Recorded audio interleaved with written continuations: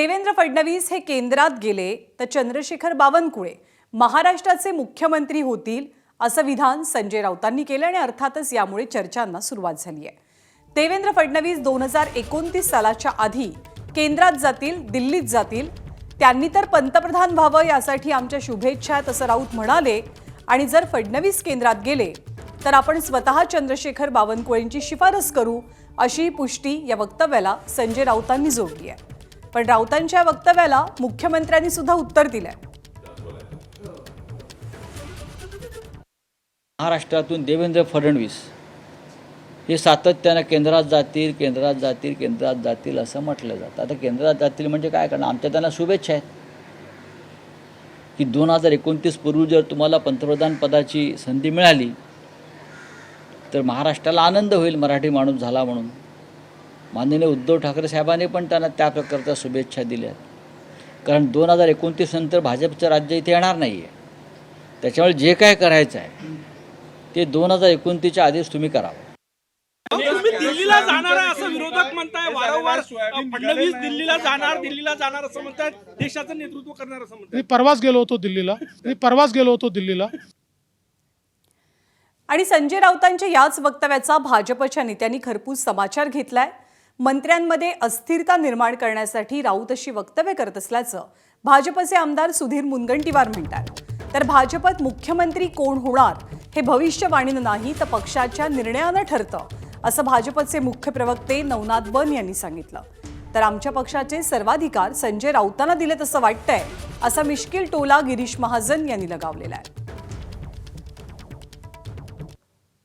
सगळे अधिकार मला वाटतं राऊतांना दिलेले आमच्या पक्षाचे। मला वाटतं दिल्लीच्या आमच्या नेत्यांनी त्यांना अधिकार दिलेले दिसत आहेत की कोण मुख्यमंत्री करायचं, कोणाला करायचं नाही, कोणाचं रेकॉर्ड काय आहे। मला वाटतं राऊत सगळं बघतायत आता सध्या देशाचा कारभार।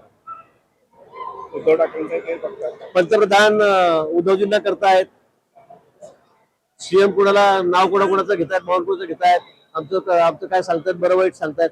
मला वाटतं सगळे अधिकार भाजपने त्यांना दिलेले आहेत। त्यांना या संदर्भातही म्हणजे जी माहिती आम्हाला नाही ती त्यांना असते याचा मात्र विचार केला पाहिजे की भारतीय जनता पार्टीच्या नेत्यांना काही माहिती नाही आणि त्यांना माहिती आहे। मला वाटत नाही की आमचं केंद्रीय नेतृत्व अशा पद्धतीने वागत असेल।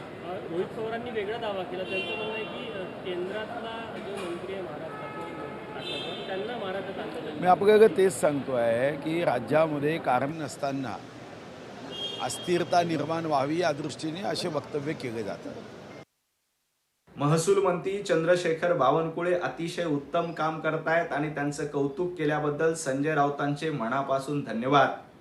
पण संजय राऊत महाविकास आघाडीचं सरकार असताना असा एकही मंत्री नव्हता की जे जनतेची कामं करतायत। भारतीय जनता पार्टी ही कार्यकर्त्यांची पार्टी आहे। तुमच्यासारखं घराणेशाही, तुमच्यासारखं उद्धवजी ठाकरे, आदित्य ठाकरे, मग आदित्य ठाकरे झाले की तेजस ठाकरे असं भारतीय जनता पार्टीमध्ये ठरत नाही। आणि 2029 पर्यंत देवेंद्रजी फडणवीसच मुख्यमंत्री राहणार हे संजय राऊतांनी लक्षात ठेवावं। आणि या सगळ्या चर्चांमध्ये बच्चू कडूंनी आणखी एक महत्त्वाचं विधान केलंय। देवाभाऊंनी दिल्लीची वारी करावी तर दिल्लीत तिथे त्यांनी नेतृत्व करावं आणि इथे महाराष्ट्रात एकनाथ शिंदेंनी नेतृत्व हाती घ्यावं असं बच्चू कडू म्हणतात।